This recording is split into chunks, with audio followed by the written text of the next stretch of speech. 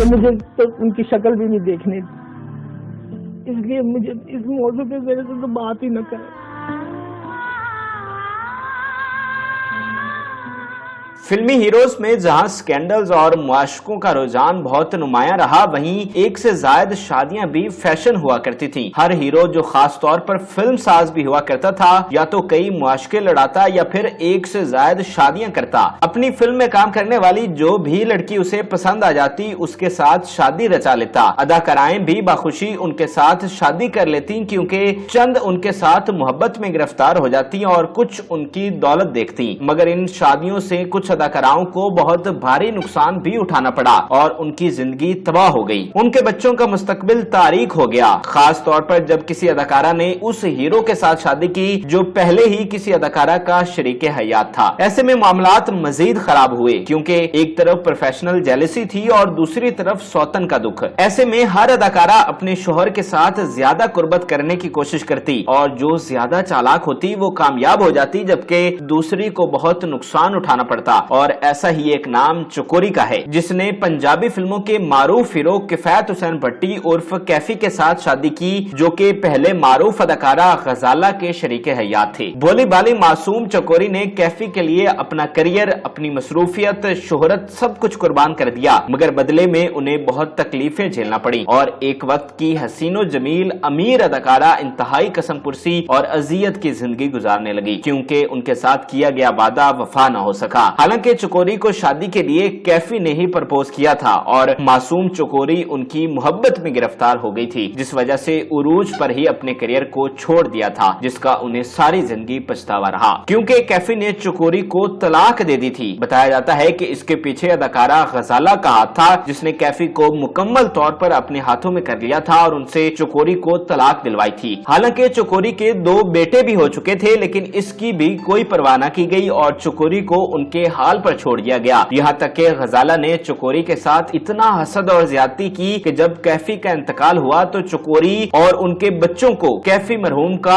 آخری دیدار تک نہیں کرنے دیا۔ چکوری بیگم کے بیٹے جنازہ کے راستے میں کھڑے رہے اور جب جنازہ گزرا تو چند لوگوں کے اصرار پر انہیں اپنے والد مرحوم کا منہ دکھایا گیا۔ چکوری یہی دکھ سہتے ہوئے اپنے بچوں کی تکلیفیں دیکھتے ہوئے دنیا سے رخصت ہوئی، مگر غزالہ کی ان کے ساتھ کی گئی زیادتیاں تاریخ کا حصہ بن گئیں اور چکوری کے بچے آج تک اپنی ماں کے ساتھ کی گئی زیادتیوں کو جب یاد کرتے ہیں تو ان کی آنکھیں نم ہو جاتی ہیں۔ غزالہ اور چکوری کی یہ کہانی 70 کی دہائی میں شروع ہوتی ہے۔ دونوں کے کریئر کا آغاز کچھ سال کے وقفے سے شروع ہوا۔ غزالہ نے 1966 کو فلمی دنیا میں قدم رکھا، لیکن انہیں پہچان 70 کی دہائی میں ہی ملی، جبکہ چکوری 1971 کی فلم محبوب مٹھی سے فلمی دنیا میں وارد ہوئی۔ دلچسپ طور پر دونوں کو بھٹی پکچرز کے بینر تلے جگہ ملی اور بھٹی برادران ان کے لیے وجہ شہرت بنے۔ غزالہ اور چکوری دونوں بے حد خوبصورت اور اچھی اداکارائیں تھیں، دونوں پرفیکٹ پنجابی جٹیاں تھیں۔ اس وقت بھٹی برادران اور ان کی کمپنی بھٹی پکچرز دونوں ہی عروج پر تھے۔ البتہ چکوری کی نسبت غزالہ نے بھٹی پکچرز کے ساتھ زیادہ کام کیا اور ان کی وجہ شہرت زیادہ تر بھٹی پکچرز ہی بنے، جبکہ چکوری کو مولا جٹ نے شہرت کی بلندیوں تک پہنچایا۔ بہرحال کسی بھی وسیلے سے دونوں اداکاراؤں نے کیفی کے ساتھ کام کیا۔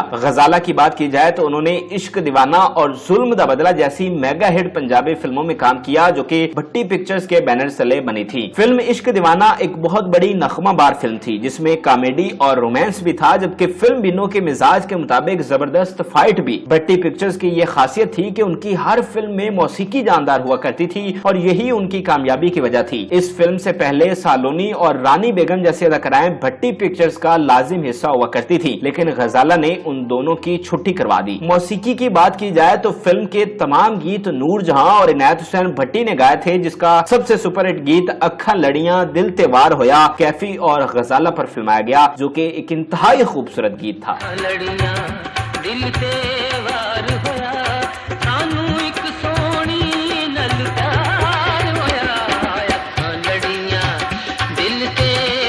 دوسری جانب ظلم دا بدلہ بھٹی پکچرز کی سب سے بڑی فلم تھی۔ یہ بھٹی برادران کی پہلی ڈائمنڈ جبلی فلم تھی جس نے ہر طرف دھوم مچا دی تھی اور اس فلم کی مرکزی جوڑی کیفی اور غزالہ تھی، اور اس بار بھی فلم کا سب سے ہٹ گیت ان دونوں کے حصے میں آیا تھا، جس کے بول کچھ یوں تھے کہ تینوں اپنا بنا کے سونیے ہن اسا دنیا تو نہیں ہو ڈرنا۔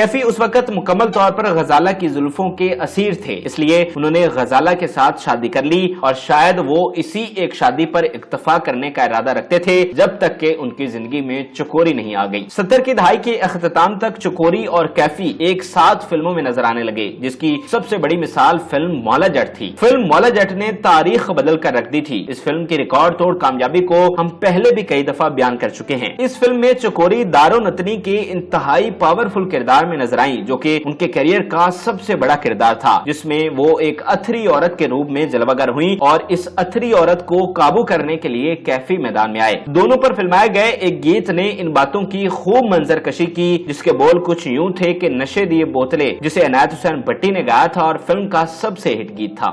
नशे दिए बोतले नाई नियत चुकनी मेरी को देख नाल जावेगी तू मुकनी नशे दिए बोतले।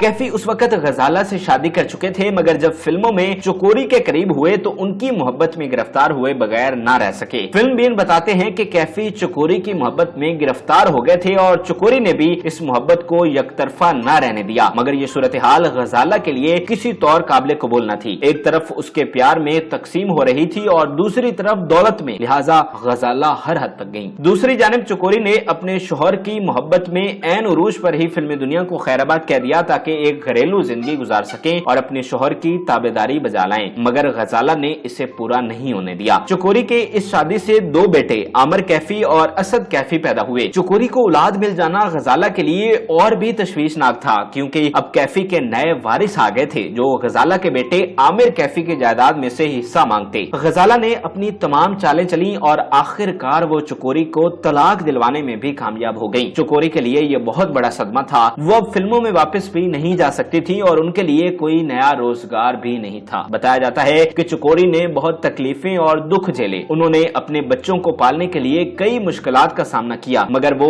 एक अजीम औरत थी। उनके मुंह से कभी कैफी के लिए एक जुमला भी बुराई का नहीं निकला। जब 2009 में कैफी का इंतकाल हुआ तो गजाला ने ना ही चकोरी और ना ही उनके बच्चों को घर आने दिया। चकोरी के बेटों ने जनाजे के रास्ते में खड़े होकर अपने वालिद का आखिरी दीदार किया और कब्रिस्तान तक कंधा दिया। इसकी एक वजह यह भी थी कि गजाला को यह खदशा था कि कहीं चकोरी के बेटे जायदाद के हिस्सेदार न बन जाएं। चकोरी ने अपने आखिरी इंटरव्यू में भी अपने शोहर से मोहब्बत का इजहार किया था। चकोरी ने बताया कि कभी उन्होंने कैफी के लिए बुरा नहीं सोचा, हमेशा उनके अच्छे की दुआ की और यही एक सच्ची मोहब्बत थी जिसका हक चकोरी ने अदा किया, मगर उनकी बदकिस्मती के उन्हें सिला न मिल सका। चकोरी ने गजाला की इस दुश्मनी और हसद पर बहुत दुख का इजहार किया कि उन्हें और बच्चों को कैफी का मुंह ना देखने दिया गया। खैर, चकोरी ये सब दुख सहते हुए 2010 को लाहौर में इंतकाल कर गई। आज देखिए कि चकोरी का बेटा असद कैफी तरक्की की मंजिलें तय कर रहा है। वो आफ्ताब इकबाल के प्रोग्राम का सबसे अहम फनकार है और पूरी दुनिया में मशहूर हो चुका है, लेकिन गजाला के बेटे आमिर का कुछ पता नहीं कि वो किस हाल में है और क्या करता है। चकोरी आज जब अपने बेटे की कामयाबी को देखती होगी तो फख्र करती होगी। वो जिंदगी में इस तरह अपने बच्चों की कामयाबी देखती तो उसकी सारी तकलीफें दूर हो जाती। अल्लाह ताला चकोरी और कैफी दोनों को जन्नतुल फिरदौस में आला मकाम अता करे और उनके बच्चों को जिंदगी में मजीद कामयाबियां दे।